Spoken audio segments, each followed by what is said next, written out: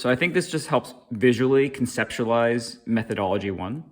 So I have two people. The first person is making a base of $100,000, and the second person is making a base of $130,000.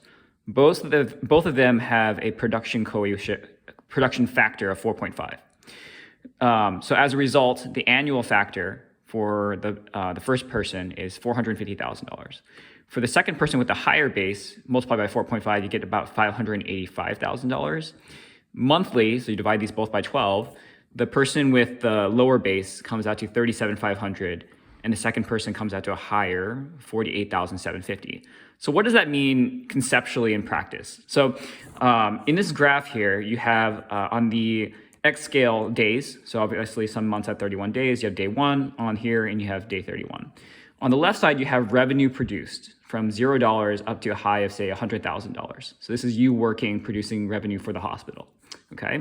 So for the first person with a $100,000 base, they're gonna have a lower production goal for that month of $37,500, meaning that their goal, let's say, is about here at 37.5, okay?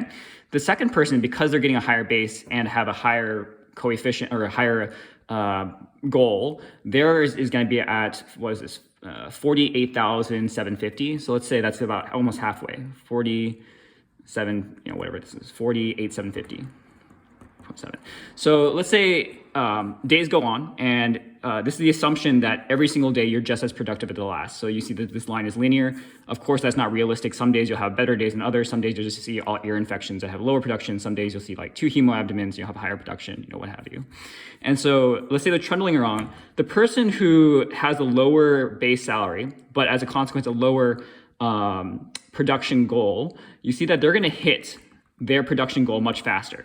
It might take them, let's say, for example, here, maybe 7 days to hit their production goal. So on day 7, they're hitting the production goal, and everything beyond this point is gravy. All of this is eligible for production because they already paid for themselves at this point. They hit the production goal.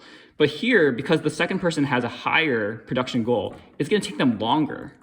So they're not even making production yet for several more days. So let's say this is day 7, they're missing out on maybe days 8, 9, 10, 11. It depends on whoever this person is and how much revenue they produce and how quickly.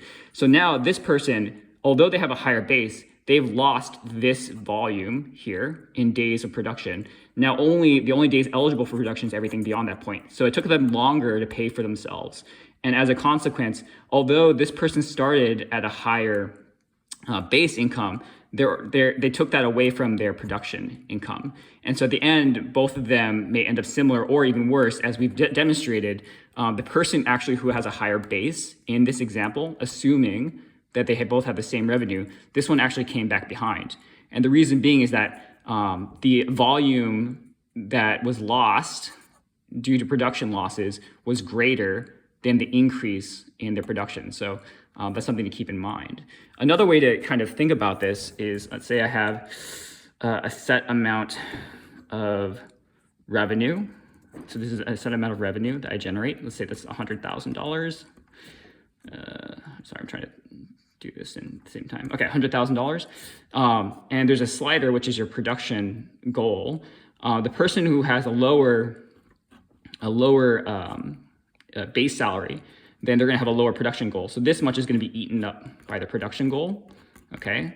But the second person, because they have a higher base, they're gonna get more of that eaten up by their production goal. And so whatever is left, this is that volume that's left, that's what you have left to multiply by your production rate, which in this case, for example, is 23%, okay? But for that first person, so this is the second person volume, that first person had a larger chunk that was available to multiply by 23% because they were able to reach it faster, okay? So it's a balancing act between the two.